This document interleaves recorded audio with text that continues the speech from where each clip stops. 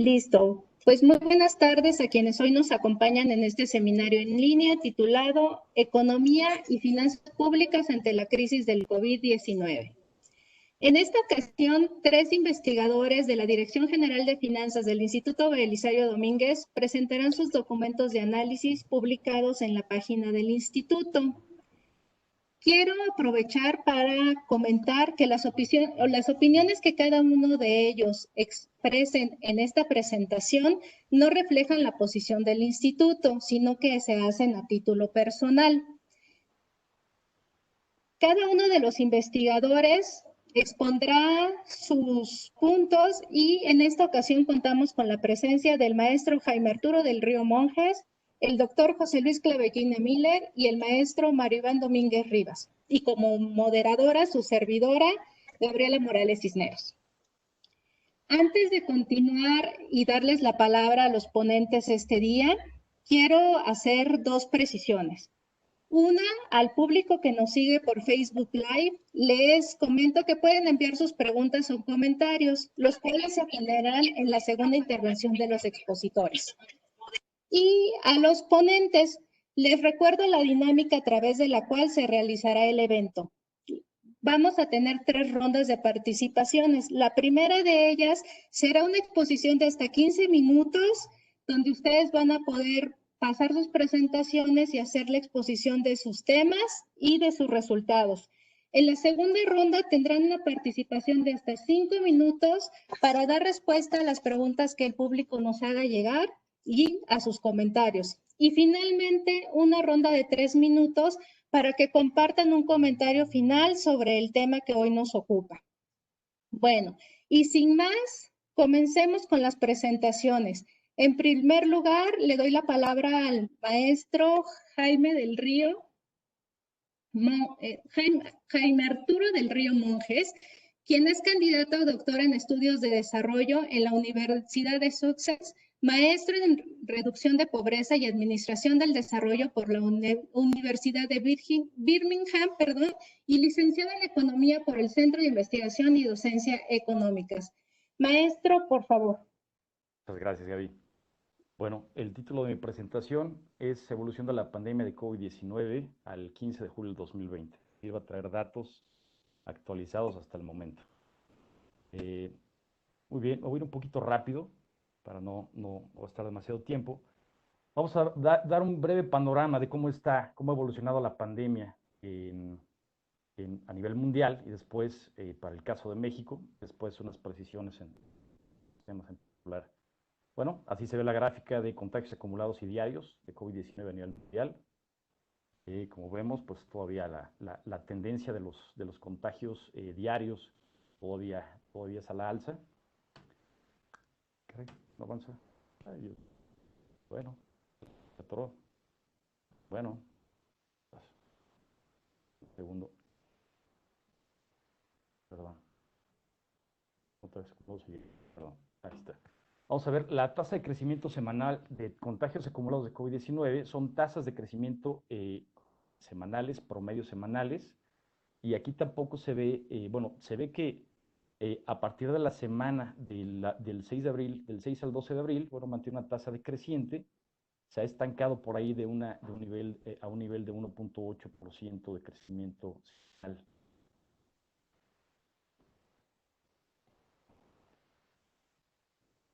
Ay, una disculpa. Ay. Ay.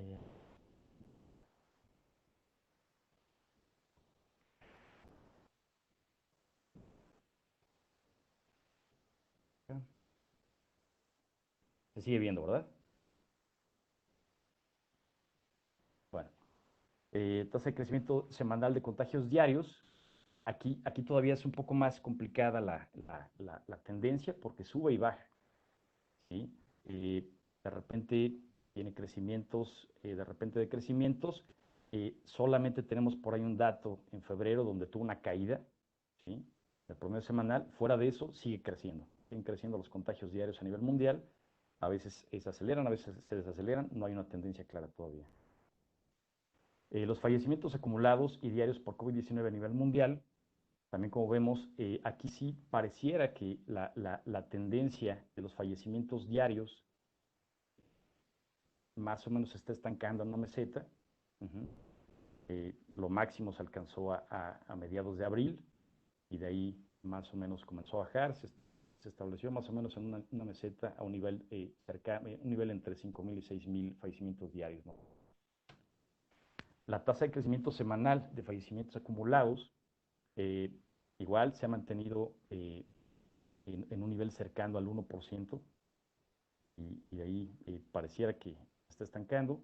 Vamos a ver si decrece en la siguiente semana. La tasa de crecimiento semanal de fallecimientos diarios igual tiene sub y bajas. A veces se acelera, a veces se desacelera, pero en general sigue creciendo. Sigue creciendo, solamente hay 3 semanas, una de finales de febrero a principios de marzo, otra en semanas de abril, otra a mediados de mayo, donde tuvo un decrecimiento. De ahí en fuera, todas las semanas han mostrado un crecimiento. Y a veces, como digo, se desacelera y a veces se acelera. Los contagios activos a nivel mundial siguen manteniendo una tendencia a la alza. La tasa de crecimiento semanal de contagios activos a nivel mundial pareciera también que empezó a decrecer desde la semana del 23 al 29 de marzo. De repente tiene algunos pequeños repuntes, como del 22 al 28 de junio, volvió a caer, hasta ahorita, bueno, se mantiene en un nivel de un 2%. No sé si se alcance a ver, este es un ranking de contagios acumulados de COVID-19 en términos absolutos a nivel mundial. Aquí vemos que, por ejemplo, el 28 de abril, México ocupaba la posición 24 con 15.529 contagios. Al parecer hay un desfase de un día porque son datos de Worldometer. Lo que ellos dicen el 28 de abril es realmente el dato para el 27 de abril en el caso de México. Para el 15 de julio tenemos un nivel de 311.486. Subimos del ranking 24 al 7. Después aquí tenemos, está tapando, ranking de contagios acumulados. Ranking de contagios activos a nivel mundial. Igual al comparar el 28 de abril, México estaba en la posición 38 y en el 15 de julio está en la posición 9. El ranking de fallecimientos acumulados, estos en términos absolutos, el 28 de abril estaba México en lugar 16 y para el 15 de julio está en el lugar 4, solo por detrás de Estados Unidos, Brasil y el Reino Unido. Con las inercias actuales, en términos absolutos, ahorita vamos a ver por millón de habitantes, en términos absolutos, a principios de agosto aproximadamente, si las inercias se mantienen, México podría estar rebasando al Reino Unido y estar detrás solo de Estados Unidos y Brasil. Si lo vemos en términos de los fallecimientos acumulados por millón de habitantes, quitando las islas y los países con poblaciones menores a 100.000 habitantes, México está en la posición 14. Sin embargo, igual, si se mantienen las inercias actuales, ya México ha venido escalando posiciones en esta categoría y podría seguirlo así.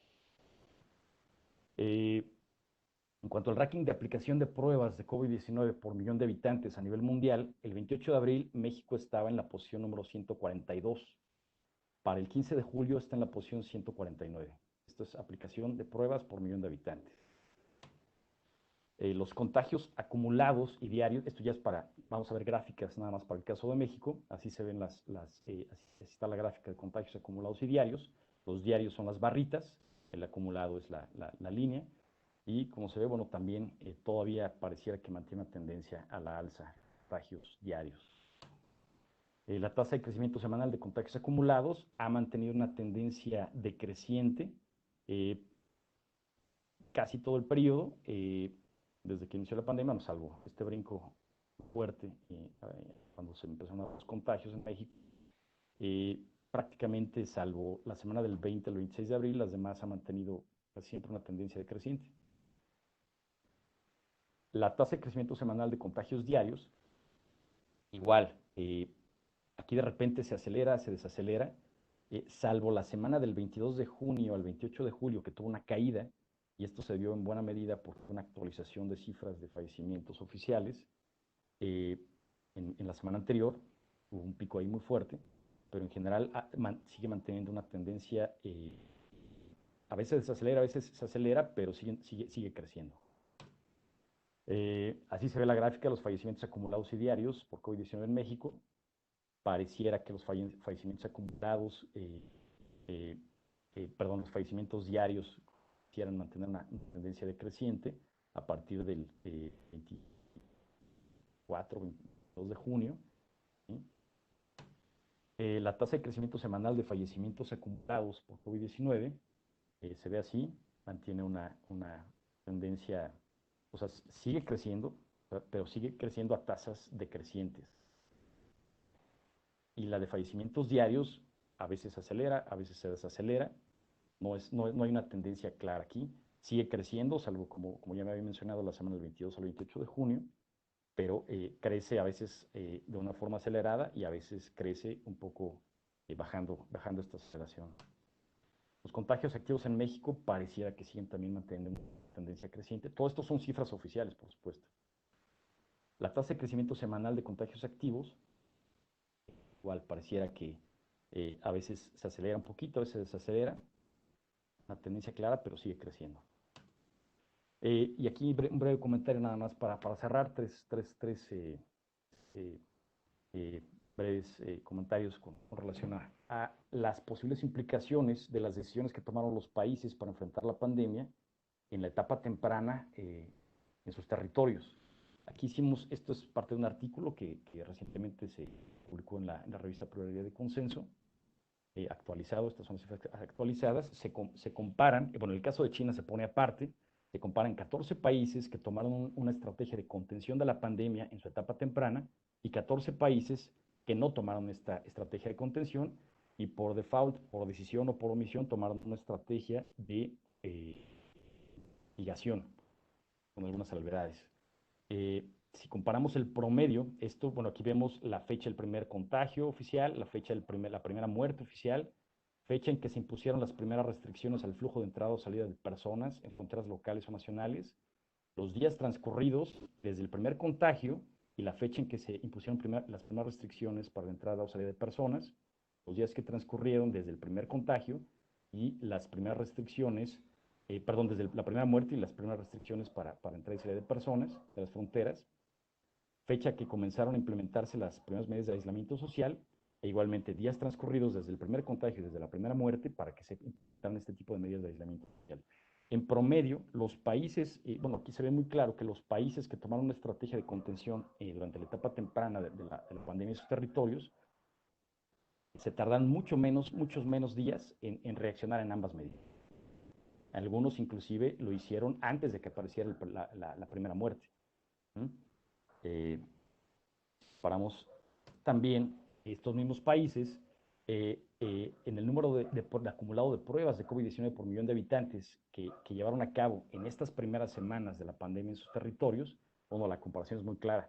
Por ejemplo, en la primera semana, 10 días después del primer contagio oficial, en promedio los países que tomaron una estrategia de contención aplicaron 186 pruebas por millón de habitantes, mientras que los países que no tomaron una estrategia de contención aplicaron 18 pruebas por millón de habitantes. Y esta tendencia se mantuvo claramente durante los primeros 60 días. La comparación sigue siendo muy significativa. Obviamente, ya pasando esta etapa temprana, muchos países aumentaron muchísimo la aplicación de pruebas por millón de habitantes, al grado que ahora los países que no aplicaron una estrategia de contención en la etapa temprana superan en promedio el número de pruebas de COVID-19 por millón de habitantes que los países que sí aplicaron una estrategia de contención en la etapa temprana. Sin embargo, los primeros, o sea, los países que sí aplicaron la estrategia de contención, pudieron controlar mucho más rápido y mucho mejor la pandemia. Y esto se ve aquí en los resultados de los fallecimientos acumulados y diarios. Si lo vemos también comparando 15 días después del primer contagio, 30 días, 45, 60, 75, e inclusive con la fecha actual del 15 de julio, en promedio los países que aplicaron una estrategia de contención acumulan 247 muertes oficiales. Y el 15 de julio tuvieron 7 muertes.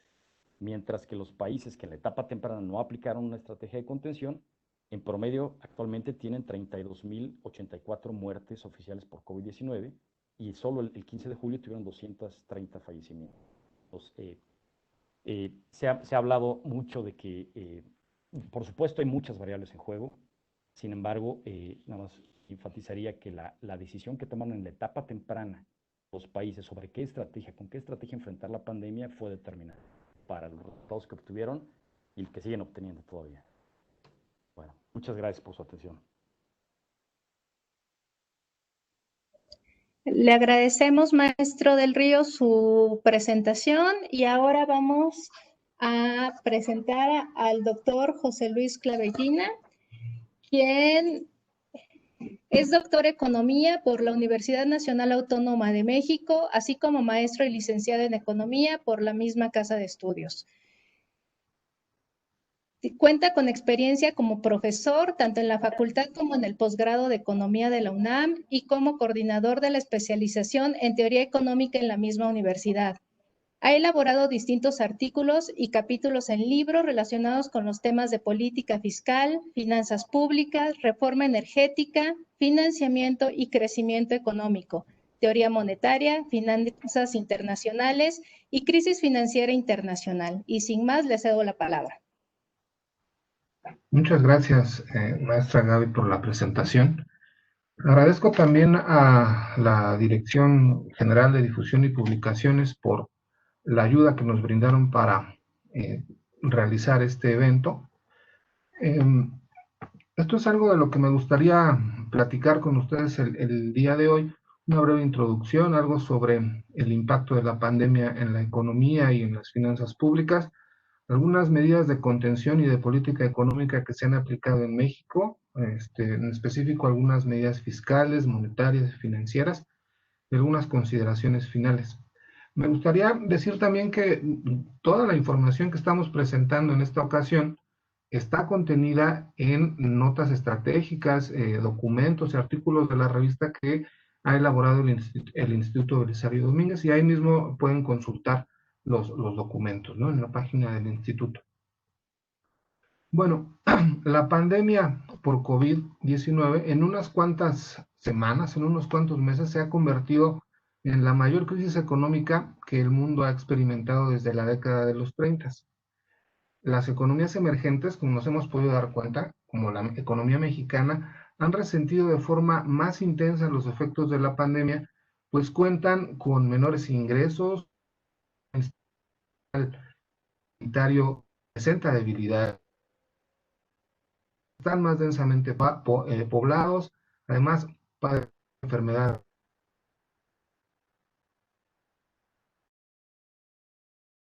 y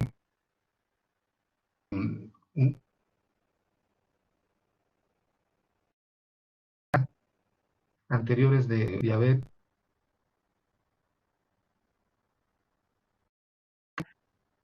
Sufra más. Vamos a presentar también algunos efectos de las económicas, no en todas, sino en las que consideramos que pueden ser más relevantes. Por ejemplo, la pandemia ha deteriorado de forma importante las perspectivas de crecimiento, no solo en México, sino en todo el mundo. El Fondo Monetario Internacional anticipa que la economía mundial se va a contraer alrededor del 5%, y para México estima que la contracción va a ser del 10.5%. Hay instituciones financieras como Citibanamex que dicen que la contracción puede ser incluso mayor, ¿no? Y el Banco de México más o menos ubica la contracción de la economía mexicana para este año en un 8%, ¿no?, en uno de sus escenarios. Además, la contracción resultado de las cuarentenas que se han impuesto, que estas cuarentenas además son necesarias para tratar de contener los contagios, ¿no? Pero también se han roto las cadenas de suministro, hay menores precios de materias primas, en el caso de México el petróleo es una materia prima importante, hay menores ingresos por turismo, hay una mayor aversión al riesgo, ¿no?, por parte de inversionistas internacionales, y se han presentado también salidas de capitales y una mayor volatilidad en los mercados financieros. En las gráficas que les presento, la primera se ve la evolución del índice de precios y cotizaciones de la Bolsa Mexicana de Valores y del Bovespa de Brasil. Hubo caídas al inicio de año de alrededor del 30%, aunque más o menos se han recuperado ya recientemente. El precio de la mezcla mexicana de petróleo también cayó de forma muy importante, se ubicó 1 o 2 días incluso en terreno negativo, algo que no había ocurrido antes en la historia, ¿no? El índice de volatilidad de mercado, este índice VIX, se ubicó en niveles incluso algo mayores a los que se habían observado en la crisis de 2008 y 2009, ¿no? Y se han presentado, sí, en el caso de México, salidas importantes de capital. La tenencia de valores gubernamentales en poder de extranjeros, ¿no? Se redujo casi 18% de febrero a julio. Y los otros datos que confirman lo anterior es que, por ejemplo, la posición de no residentes en valores gubernamentales, en lo que va del año de febrero hacia acá, pasa de 115,000 millones de dólares a 79,000. La posición de no residentes en títulos de renta variable, o sea, no solamente la tenencia de valores gubernamentales, sino también la posición en acciones, en títulos privados, ha caído. Pasó de 150,000 millones de dólares a 104,000, ¿no? Entonces, sí estamos observando una salida importante de flujos de capitales que está impactando en otras variables. Una en particular es a la inversión. La inversión en la actualidad representa alrededor del 18% del PIB, ¿no? La formación bruta de capital fijo, y se ha venido contrayendo. No solamente la parte pública es la que ha venido contrayéndose, ¿no? Al primer trimestre del año se ubicó en 2.42% del PIB, que es menos de la mitad de lo que llegó a representar en 2009. Pero no solamente la inversión pública es la que ha venido cayendo, también ha venido cayendo la inversión privada. Actualmente se ubica en alrededor del 16% del PIB. Entonces, si no hay inversión, si no hay crecimiento, eso le va a pegar a otras variables. También quiero mencionar antes de llegar a eso, cuál ha sido la descomposición, el aporte de la inversión y del gasto público al crecimiento económico. En general, el comportamiento de la inversión pública desde 2010 a la fecha ha sido negativo. O sea, el impacto que ha tenido la formación bruta de capital fijo pública ha sido negativo en el crecimiento económico. No porque la inversión no genere crecimiento, sino porque continuamente hay recortes en la inversión que le van pegando al crecimiento económico, que son las barras azules en la gráfica. Llama la atención que para 2019 también los recortes al gasto de gobierno le impactaron negativamente al crecimiento del PIB. Sin embargo, en el primer trimestre de 2020, aunque tanto la inversión pública como la privada y el consumo privado le pegaron negativamente o le están pegando negativamente al crecimiento, el consumo de gobierno es algo que está disminuyendo esta caída. De hecho, el consumo de gobierno al primer trimestre del año detuvo ese crecimiento en alrededor de medio punto porcentual, ¿no? Sin embargo, como les comentaba, si no hay crecimiento, si no hay inversión, pues eso le está pegando también a otras variables. Una de las más importantes es que le está pegando a la generación de empleo. En lo que va del año se han perdido alrededor de 1 millón de puestos de trabajo. Y eso también tiene efecto en otros sectores, en otras variables. Por ejemplo, la contracción económica ha reducido el ingreso tanto de familias como de empresas y está comenzando a verse reflejado en un incremento de la cartera vencida de distintas instituciones financieras y puede deteriorar su viabilidad. Con datos de la Comisión Nacional Bancaria y de Valores, podemos ver que comparando mayo de 2019 y mayo de 2020, el índice de morosidad está creciendo. La rentabilidad medida por este rendimiento sobre activos está disminuyendo también. Esta parte del ROE, que es el rendimiento sobre capital, también está disminuyendo. La capitalización más o menos se ha mantenido, Pero de acuerdo con el Banco de México, aunque el sistema de banca múltiple se encuentra adecuadamente capitalizado, esta situación puede cambiar en el futuro dada la severidad y profundidad de la crisis. En su informe sobre estabilidad financiera, el Banco de México realizó algunas pruebas de estrés y han arrojado que bajo algunos escenarios, algunas instituciones podrían alcanzar niveles de capitalización por debajo de los mínimos regulatorios. Esto es, algunas instituciones se verían obligadas a cerrar si pues la severidad de la crisis se hace todavía mayor, ¿no? Entonces, tenemos que estar pendientes de varios indicadores para tratar de evitar lo que algunos autores, algunos especialistas señalan, es decir, tratar de evitar que esta crisis sanitaria, esta crisis económica, se convierta en una crisis financiera, ¿no? Voy a mencionar solamente de forma general cuál es el impacto que se espera en las finanzas públicas. El maestro Iván Domínguez va a mencionarlo con más detalle.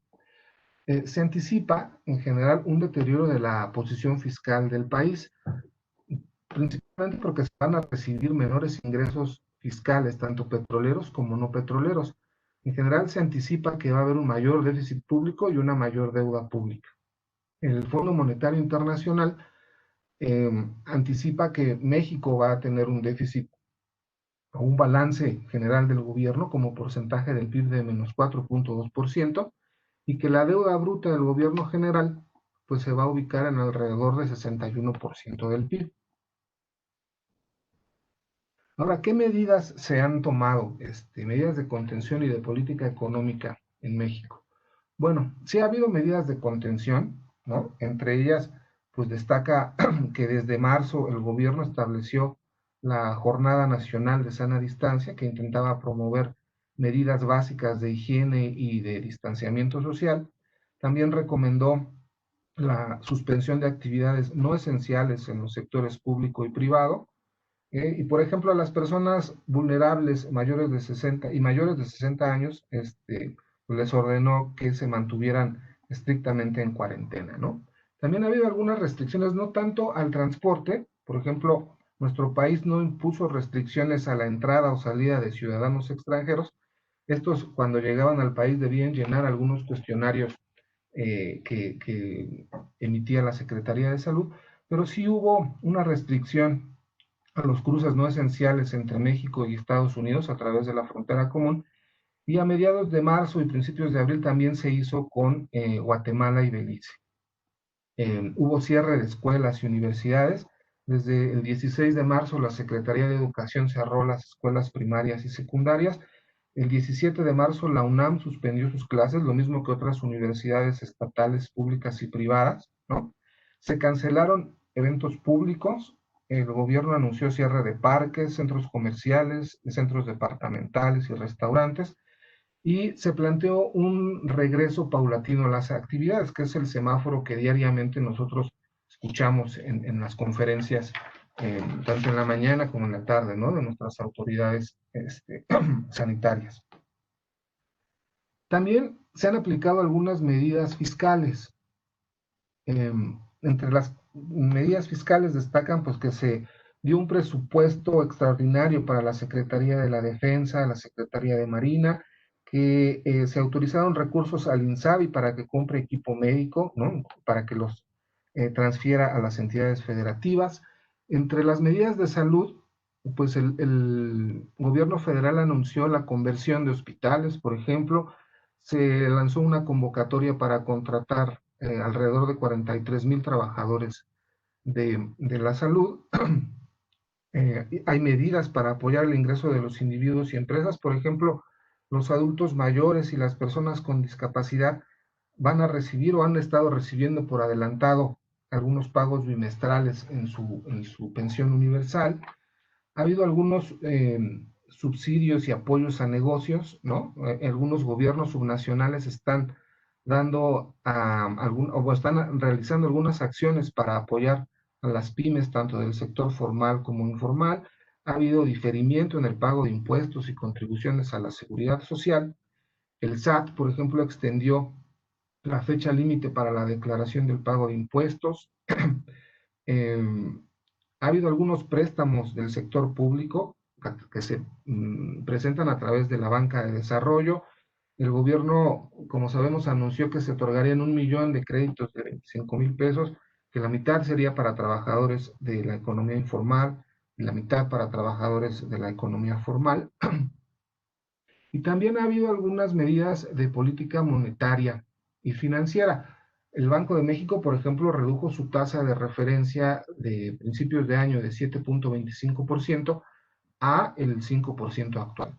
Pero además, ha aprobado medidas adicionales para otorgar liquidez y mejorar el funcionamiento de los mercados domésticos, para dar más crédito y que haya un funcionamiento ordenado de los mercados financieros, ¿no? También ha habido medidas de regulación prudencial.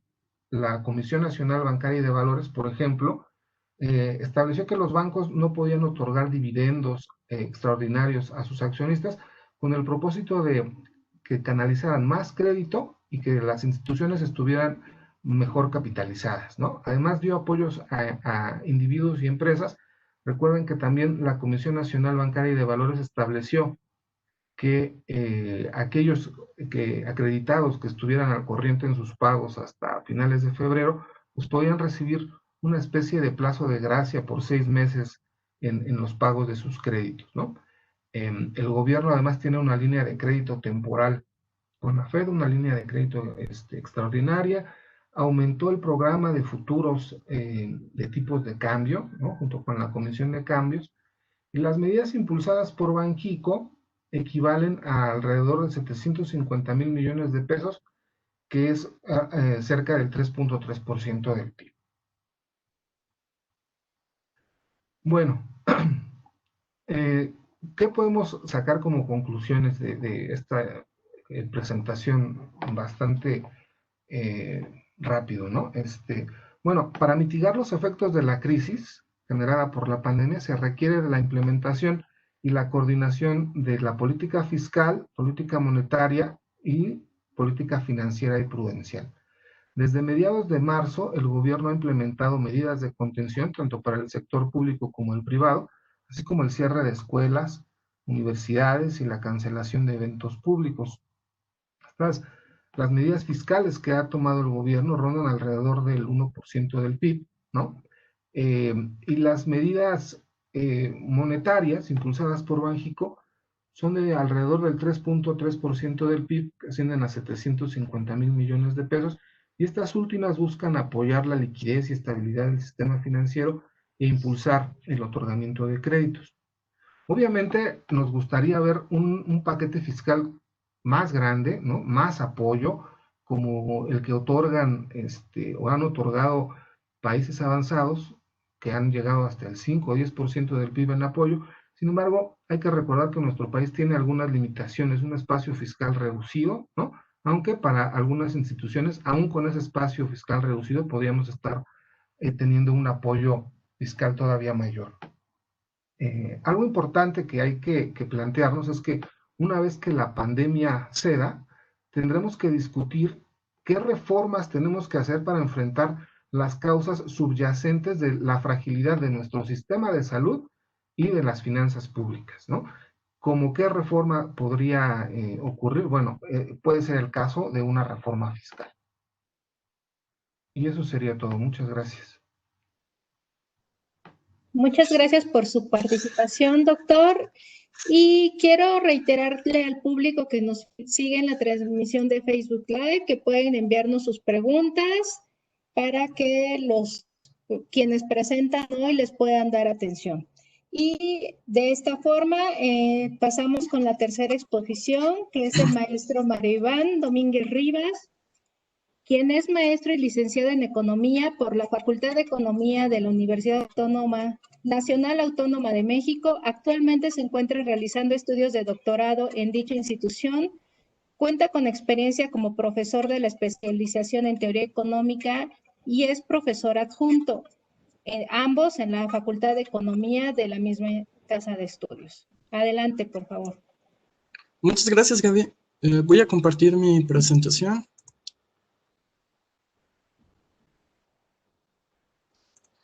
Bueno, después de que el maestro Jaime nos brindó un escenario a nivel internacional de cómo el contexto de la pandemia de COVID-19, y después el doctor José Luis nos brindó un contexto nacional, macroeconómico, microeconómico y principales impactos que han sucedido en la economía nacional. En mi caso, yo les voy a compartir en gran parte es un trabajo que se hizo en el instituto sobre una comparación en el estado de las finanzas públicas en 2019 y en 2020. ¿Cuáles son sus diferencias y similitudes? Por ejemplo, para empezar, en 2018 comenzó la crisis internacional financiera y ahora en 2020 teníamos ya una desaceleración cíclica. Otra cosa similar que podría haber es que en marzo de 2009, perdón, tuvimos la pandemia de H1N1. Aquí tenemos a escala mayor la pandemia de COVID-19. Y bueno, en 2020 ahorita también como contexto tuvimos los conflictos comerciales entre Estados Unidos y China. Y bueno, para empezar,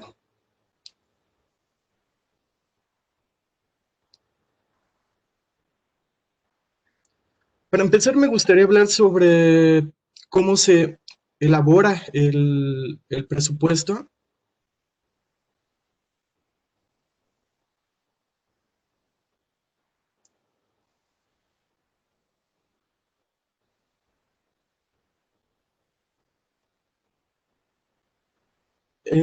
Bueno, cuando se elabora el presupuesto, se trata de estimar cuánto vamos a tener de ingresos, y para saber cuánto vamos a tener de ingresos, pues dentro de las variables más importantes es el crecimiento del PIB. Del crecimiento del PIB depende en gran medida nuestros ingresos tributarios, es decir, todo lo que se recauda por ISR, IVA, pues dependen en gran medida de la actividad económica. Por eso es importante que cuando se estiman los ingresos presupuestarios se tenga una proyección de cuánto podría ser nuestro crecimiento. Entonces, en 2009 se estimaba que íbamos a crecer 3% y al final decrecimos 5.3%.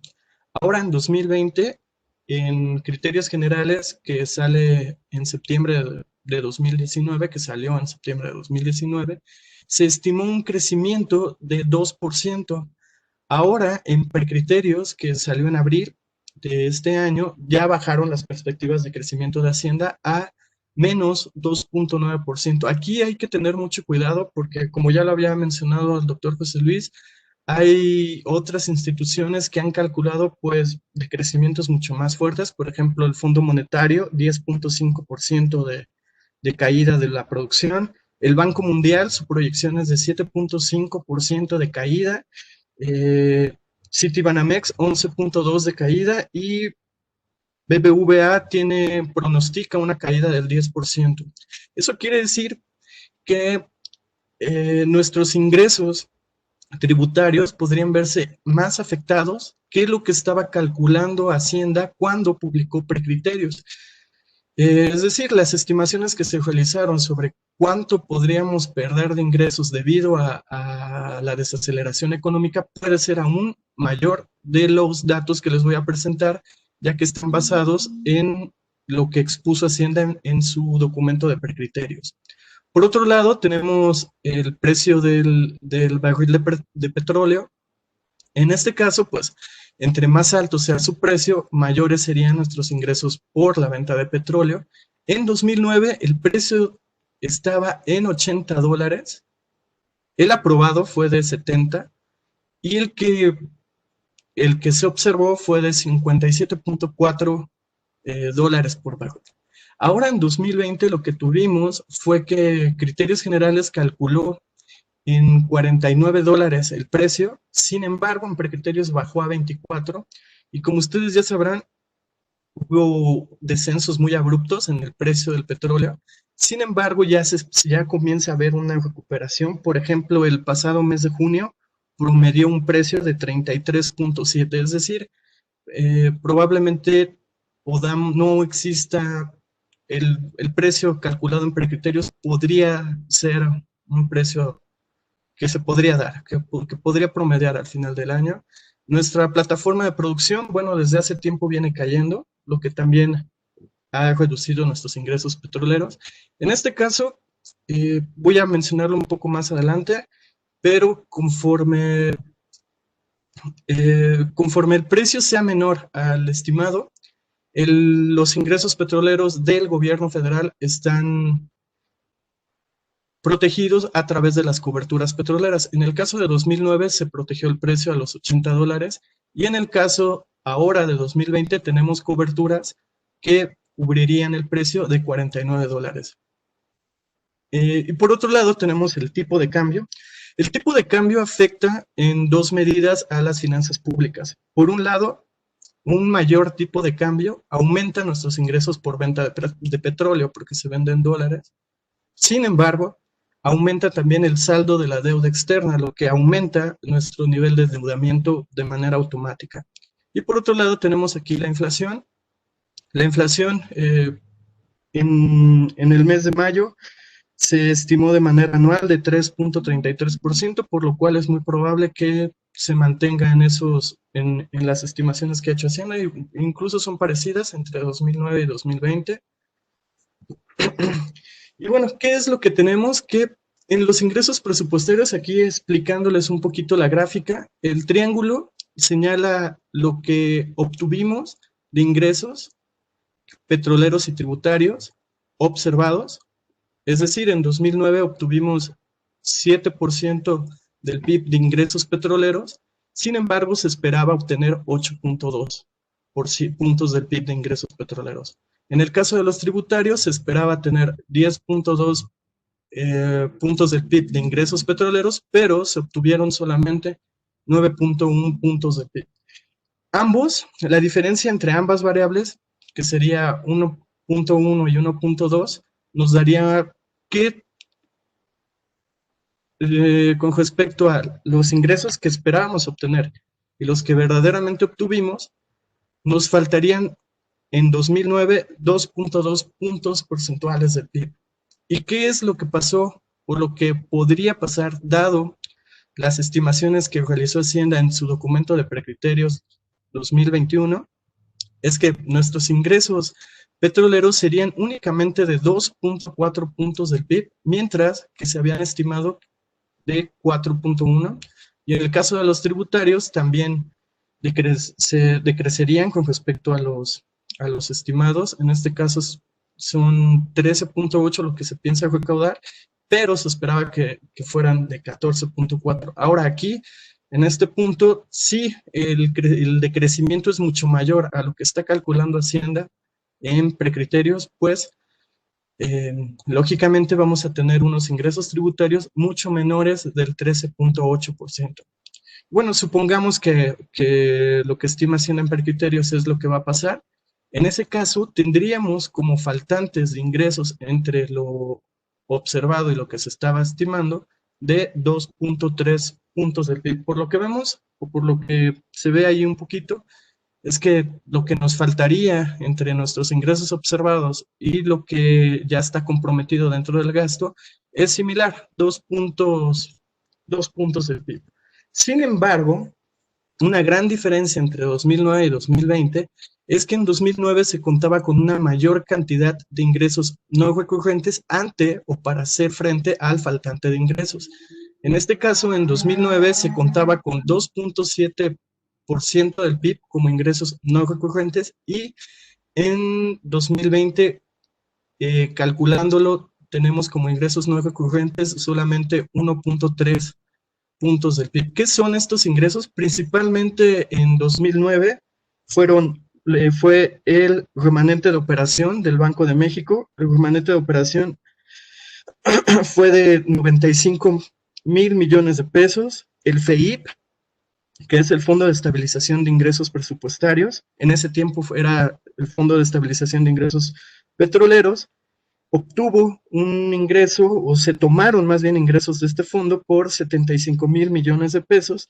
También en 2009 hubo un bono de transición del ISSSTE, y bueno, las coberturas petroleras también eran mucho más altas que las de 2020. Para 2020 lo que tenemos como ingresos no recurrentes serían principalmente las coberturas petroleras, el Fondo de Estabilización de Ingresos Petroleros y diferentes fideicomisos que se contrataron para proteger al nuevo aeropuerto. Ampliando un poco estas ideas, el Fondo de Estabilización de Ingresos Petroleros en 2019, debido a que ya veníamos decreciendo, en 2019 tampoco nuestros ingresos observados fueron los estimados, por lo tanto se hizo uso de ingresos provenientes de este fondo. En 2019 se usó casi la mitad de este fondo, por lo que ahora tenemos únicamente 158,000 millones de pesos. De estos 158,000, lo que nos dijo el documento de precriterios es que se piensa únicamente quedarse con 30,000 millones de pesos, por lo que este año Hacienda planearía gastar cerca de 130,000 millones de pesos del Fondo de Estabilización de Ingresos Presupuestarios para hacer frente al faltante de ingresos. Sin embargo, esto, sumándolo con las posibles coberturas petroleras, nos daría 1.3 puntos del PIB, lo que nos dejaría necesidades de endeudamiento de 1 punto del PIB, dejando el gasto tal y como estaba tal y cual se presupuestó. Y bueno, otra de las cosas que también marca mucho la fragilidad de las finanzas públicas de 2020 con respecto a 2019 es que antes de 2019 no se había ejercido un déficit. Si lo vemos ahí en la gráfica, en 2007 el déficit fue del 0%, 2008 del 0,1%, y es a partir de 2009 hacia adelante en el que de manera sistemática se comenzó a implementar un déficit fiscal. Entonces hubo una acumulación de deuda. Esta acumulación de deuda no se había dado de esta manera antes de 2009.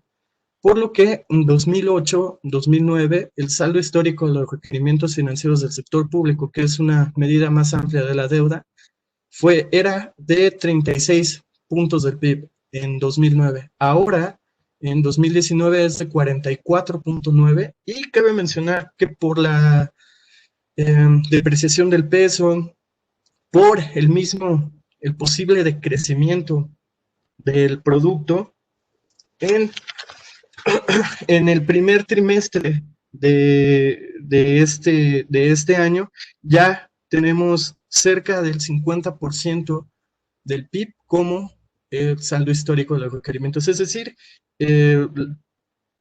para el primer trimestre, de enero a marzo, ya el saldo de deuda es equivalente a la mitad de producción. Y bueno, ¿qué ha pasado con el gasto? ¿Qué es lo que se piensa con el gasto? En general, en 2009 hubo un aumento del gasto observado en puntos del PIB de 24.4 a 25. Y en 2020 se piensa reducir en términos porcentuales el gasto total. Sin embargo, hay que poner atención en las cifras. La principal disminución que vamos a tener en 2020 es por el gasto no programable. Y por el contrario, se piensa aumentar el gasto programable pagado en proporción del PIB. Pasa de 17.9 a 18.1.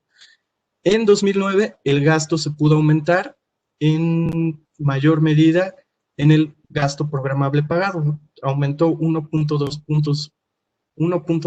puntos porcentuales del PIB. Y bueno, ¿cómo vamos hasta ahorita?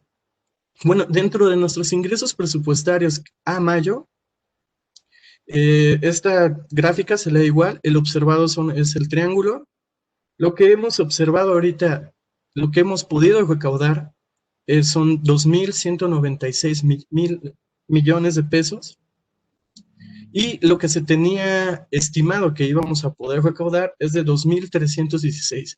Cabe mencionar que en los siguientes meses en los siguientes meses va a haber una mayor disminución en los ingresos debido al contexto que estamos viviendo, además de que en el primer trimestre se obtuvieron estos fideicomisos del aeropuerto. Entonces es muy probable que nuestros ingresos observados con respecto a los aprobados aumente esta brecha. ¿Y qué tenemos en el caso del con respecto al gasto neto? Es que hemos mantenido un cierto gasto bastante contenido, por lo que nuestro balance del sector público registró un déficit apenas de 73.1 miles de millones de pesos, y el balance público se quedó en 74.3 mil millones de pesos. Se ha gastado menos de lo que se tenía presupuestado, por lo que es posible que Hacienda esté guardando un poco de ingresos para saber, en lo que se sabe, qué va a pasar con la pandemia y si se va a necesitar un mayor impulso, una mayor implementación de gasto público en lo que termina el año, que cada vez están existiendo mayores necesidades de gasto. Bueno, por mi parte eso sería todo. Muchas gracias. Muchas gracias por una presentación tan ilustrativa sobre el tema. Y bueno, pasamos a la siguiente ronda de intervenciones, donde vamos a alimentar en mayor medida de las preguntas que se han hecho. Yo les quisiera pedir a los tres que comentaran un poco sobre las condiciones en que esta pandemia ha enfrentado a todos los gobiernos, y en el caso particular de México, que enfrenta una reforma en el sector salud nueva, que está en transición y que en algún sentido no parecería no estar tan claro las decisiones de política pública que se han vertido sobre este tema, sobre la coordinación con entre las demás instituciones del propio sector, y qué tanto esto puede afectar a que se dé una solución más clara y eficiente hacia el público. Y bueno, las preguntas que han llegado en mayor medida están dirigidos al doctor Clavelina por el tema en cuestión, y se las leo a continuación. Respecto a ¿cuál es la proyección de crecimiento durante la duración de la pandemia? ¿Qué tanto afecta a la economía que mucha gente esté retirando el dinero de las Afores? ¿Cuál es la estimación a la que podría llegar la salida de recursos luego de que se anunciara que el retiro de Afores alcanzó el 101% en junio? ¿Las medidas fiscales que ha realizado el gobierno han sido suficientes? Y bueno, las siguientes son unas preguntas que van muy dirigidas, de pronto un poco una opinión respecto a lo que ustedes saben y han investigado. ¿Puedo no pagar impuestos o un mínimo si, por ejemplo, soy una tienda o tengo un pequeño negocio durante la pandemia? Si tengo problemas de buró de crédito durante esta pandemia, ¿puedo tener acceso a créditos? Estas son las preguntas que hasta el momento están, las pongo a su consideración y empezamos esta ronda para darles atención a estas preguntas y comentarios vinculados que ustedes quieran hacer. Entonces, hacemos en el mismo sentido en que sus participaciones fueron, así que le cedo la palabra al maestro del Río. Sí, muy brevemente. Algunas reflexiones, tratando de abordar también el tema que comentaba Gaby un poco. Esta pandemia todavía le puede faltar un rato, pero ya se vislumbran algunas lecciones que puede dejar para las naciones. Creo que resalta el ejemplo de países asiáticos que tras la experiencia con la pandemia de SARS, del primer SARS, en 2003, pues están muy bien preparados para enfrentar esta segunda pandemia con características similares. Fueron, en mi opinión, los que mejor reaccionaron de forma preventiva. Son claros ejemplos de la aplicación de estrategias de contención de la pandemia. y de ahí los resultados que han obtenido, incluyendo China, que sabemos ahí surgió el brote de esta segunda pandemia. Pues China pudo contener en relativamente poco tiempo el avance de los contagios, las muertes. Hay dudas sobre las cifras oficiales de China, pero ciertamente las hay respecto a muchos países. Es difícil llevar en tiempo real variables que pues requieren, que la realidad casi siempre va a estar por encima de lo que se pueda medir. Y si aunado a esto no se cuenta con suficientes pruebas de identificación, pues quizá todavía la distancia entre las cifras oficiales y la realidad puede ser mayor. México tenía la experiencia de la pandemia de la H1N1 en 2009. Inclusive tenía semanas de gracia. Aquí el primer caso de contagio apareció el 28 de febrero, siendo que en China el primer caso oficial fue el 31 de diciembre del año pasado, el 2019. Y en países europeos fue a finales de enero, en la mayor parte de los países. Creo que una de las lecciones que podríamos destacar es esta, o sea, es necesario aplicar estrategias de contención, no solo algunas medidas que parezcan de contención, se necesita una estrategia integral de contención, pero no podemos dejar a un lado que nuestras condiciones pues son particulares. Ya se sabía que México tenía problemas fuertes de enfermedades preexistentes en una buena parte de la población. Con mayor razón teníamos que cuidar, bueno, se tenía que prever que esa parte de la población iba a ser altamente vulnerable a la pandemia. Sabíamos, por supuesto, también que tenemos un problema de informalidad en la economía. O sea, no estoy diciendo que hubiera sido fácil haber aplicado una estrategia de contención, pero creo que sí era posible. Ese es un comentario muy en mi opinión. Países, no necesariamente países desarrollados la aplicaron. Ahí está el caso de Argentina, y ahí se ven sus cifras. Está el caso de El Salvador, por ejemplo. Costa Rica, por mencionar algunos países latinoamericanos que sí aplicaron estrategias de contención en la etapa temprana de la pandemia y se ven sus resultados. No me quiero adelantar mucho ni quitar demasiado tiempo con esto, pero también estamos viendo en parte de las investigaciones que estamos elaborando y que en un futuro próximo estaremos publicando, tienen que ver con temas de cómo proteger mejor a la población vulnerable en términos no solo de salud, sino en términos económicos. Como sabemos, no todas las personas se pudieron dar el lujo de quedarse en sus casas, de aislarse, por un tema económico. O sea, tenían que salir a trabajar sí o sí. Entonces, no hubiera sido fácil, pero sí hubiera podido hacer la diferencia si hubiéramos contado con una primera etapa de un ingreso básico universal. Y si hubiéramos, por ejemplo, contado con un seguro de desempleo. Sé que se dice mucho más fácil de cómo se puede llevar a cabo esto. En eso estamos trabajando, cómo hacerlo fiscalmente sostenible. La etapa no es fácil, porque estamos en una etapa de recesión económica que empezó bastante tiempo atrás, antes de que iniciara la pandemia.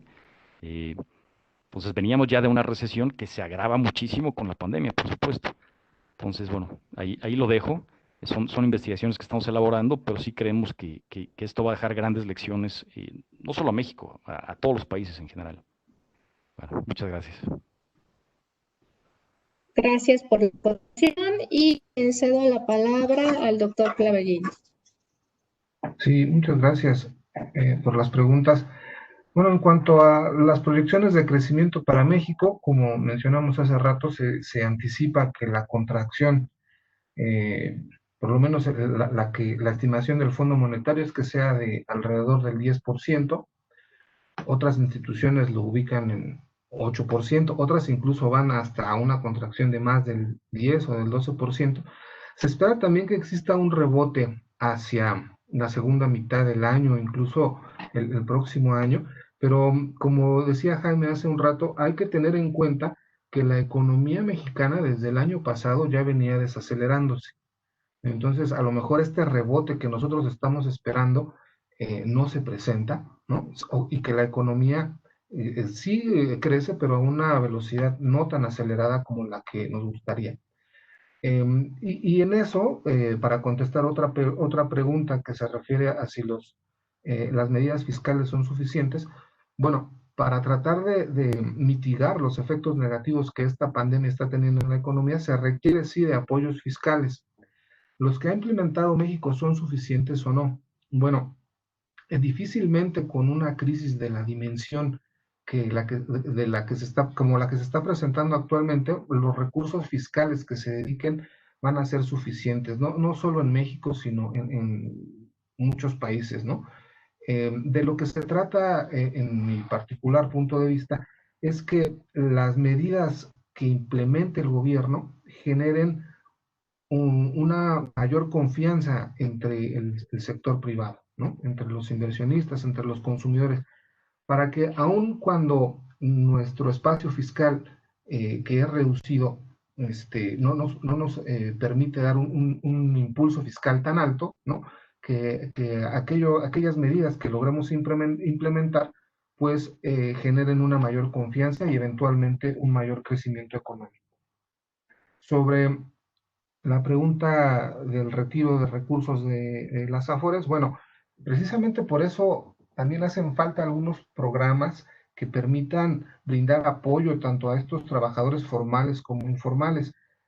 Claro que ante el desempleo que se está generando, pues los trabajadores buscan recursos y buscan, pues, retirar lo que les permite la ley, que es una parte de los recursos que tienen ahorrados para su retiro. Sin embargo, esto va a afectar las semanas de cotización que llevan y eventualmente pues afectará también el monto de las pensiones que logren tener al final de su vida laboral, ¿no? También había una pregunta que decía si podían no pagar impuestos y podían ir al buró de crédito. Bueno, yo creo que en este caso se trata de casos muy particulares. Yo creo que es complicado si se trata de una decisión propia, pero el SAT tiene algunos programas que a lo mejor pueden acercarse a esta institución, ¿no? De forma individual, y a los apoyos gubernamentales que se están otorgando, tanto para negocios formales como para negocios informales. Hasta ahí dejaría estas respuestas.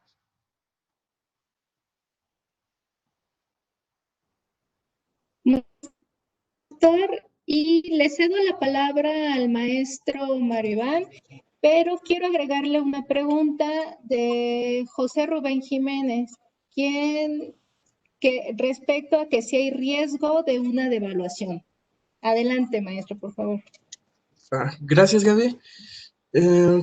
Si hay riesgo de alguna devaluación, bueno, pues ya estamos en tipo de cambio que ya no es fijo, entonces el tipo de cambio es determinado por el mercado, y si cuando hay conflictos, cuando existen posibilidades de una gran fuga de capital, o cuando se ve que aumenta el riesgo país, por ejemplo, pues el mismo mercado provoca que haya una depreciación del peso. Entonces, que haya más, yo creo que las que pudo haber ya fueron, y conforme vaya pasando el tiempo, sí, no existe un tipo de rebrote de la pandemia y no se vuelven a aplicar y por ende no se vuelven a aplicar las medidas de contención, pues no creo que exista una mayor depreciación de la que ya hubo. Incluso el tipo de cambio se ha mantenido, ahorita se ha apreciado en los últimos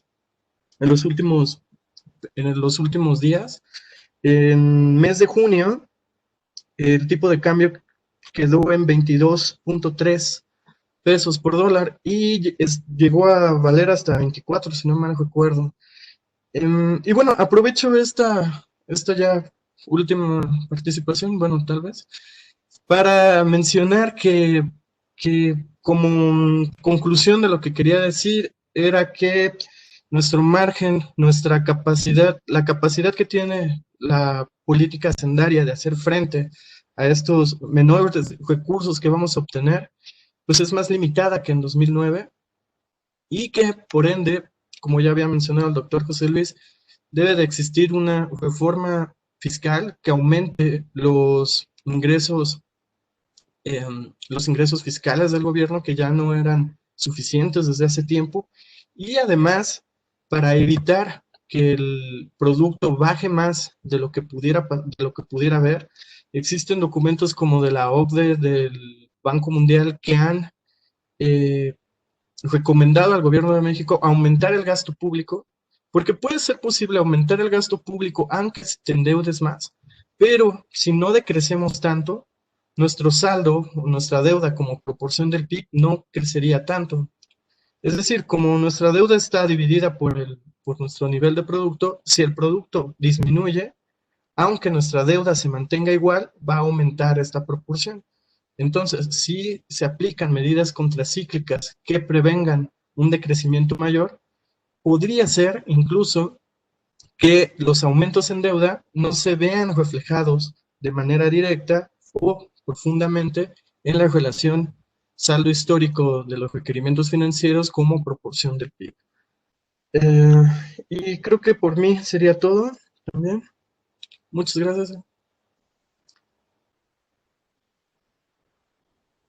Ok, muchas gracias. Y a continuación vamos a pasar a la tercera ronda, donde podrán hacer comentarios finales. Sin embargo, durante este lapso han llegado algunas preguntas que son pertinentes en estos momentos y que quizás ustedes pueden clarificar un poco a quienes las expresan. Nos preguntan si de cada 100 que recauda el gobierno federal, 16 se van para los estados y de estos 4 se van para los municipios de los estados. Por tal motivo, algunos gobernadores están pidiendo un nuevo pacto fiscal. ¿Será viable aplicar en este momento el pacto fiscal que proponen? Otra más. El Estado cuenta con un plan de recuperación y reactivación para contrarrestar una situación como la que se está viviendo actualmente.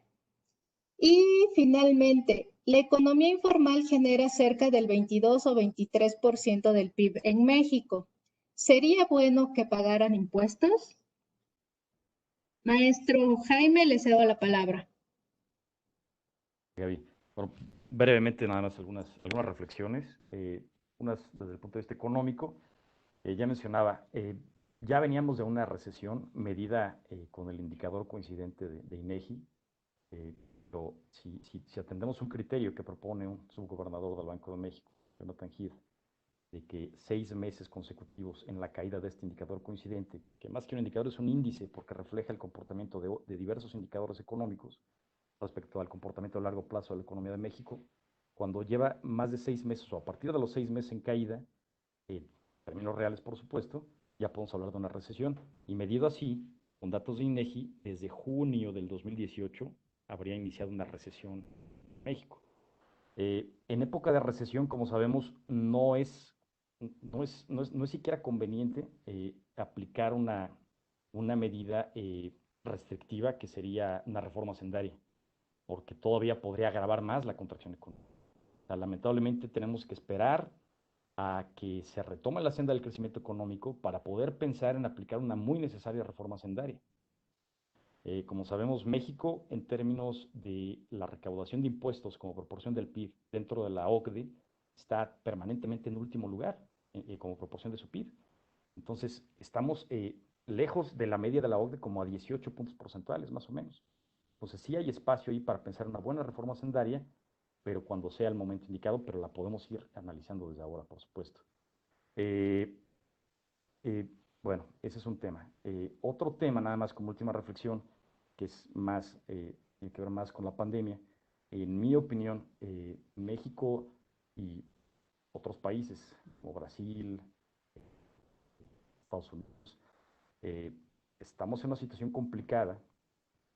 Prácticamente dependemos de un factor como una vacuna o un tratamiento efectivo para COVID-19 para poder llegar a controlar la pandemia. Por supuesto que un factor como estos le podría poner fin a la pandemia en cualquier lugar del mundo y esa va a ser la solución sostenible.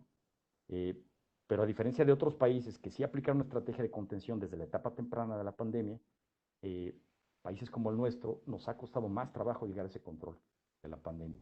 Entonces dependemos mucho más todavía de un tratamiento de una vacuna. Y aquí nada más hago un último comentario retomando la sugerencia de una investigadora de la Universidad Autónoma de Querétaro, la doctora Karina Acevedo Whitehouse, parte de la Facultad de Ciencias Naturales de la universidad, hace la reflexión de que valdría la pena incentivar los protocolos de investigación con diversos componentes quizá se han malinterpretado desde la sustancia, las dosis, etcétera, y hay ciertas cuestiones que por supuesto tienen que ser reguladas, pero valdría la pena también que se investigaran a profundidad, como el caso del dióxido de cloro. ¿Sí? Ella misma mencionaba que hay documentos en la literatura científica que explican que hay dosis seguras para el consumo inclusive humano de esta sustancia. Entonces valdría la pena que se fomente la investigación, porque a diferencia de medicamentos patentados como el Remdesivir, que ya vimos que va a tener un costo de más de 50,000 pesos por persona, que por supuesto escapa de las posibilidades de la mayor parte de los habitantes de nuestro país y de muchos otros países, y que además solamente, lo que entiendo, reduce la tasa de mortalidad, pero no es necesariamente una cura muy efectiva contra COVID-19, pues quizá puedan haber otras alternativas, pero hay que investigar. O sea, lo único que estoy diciendo es llamar hacia la investigación rigurosa de alternativas, porque sí dependemos mucho de un tratamiento, una vacuna, para poder controlar la pandemia en México y ponerle fin en todo el mundo. Gracias. Ok, agradecemos la respuesta y por favor, doctor Clavellina, con su colaboración. Sí, coincido con lo que mencionaba Jaime sobre que se requiere una reforma fiscal, y más que una reforma fiscal, se requiere, eventualmente, requeriremos de una reforma hacendaria, donde se delimiten mejor las competencias tributarias y las responsabilidades de gasto que cada orden de gobierno debe asumir, ¿no?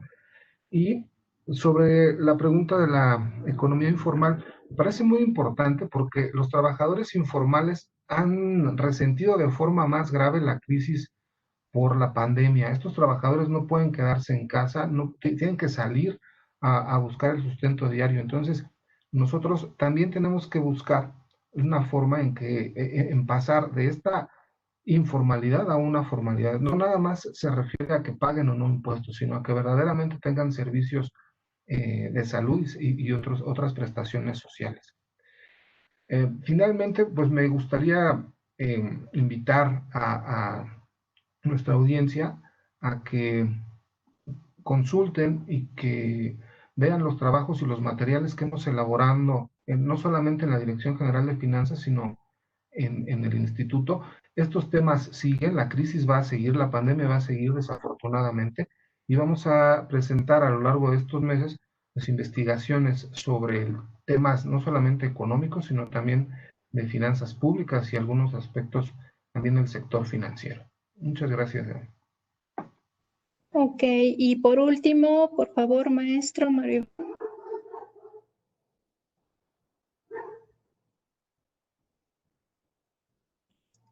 Maestro Iván. Sí. Ok.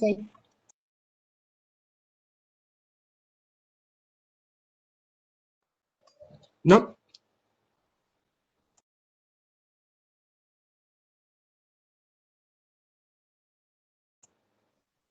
Listo.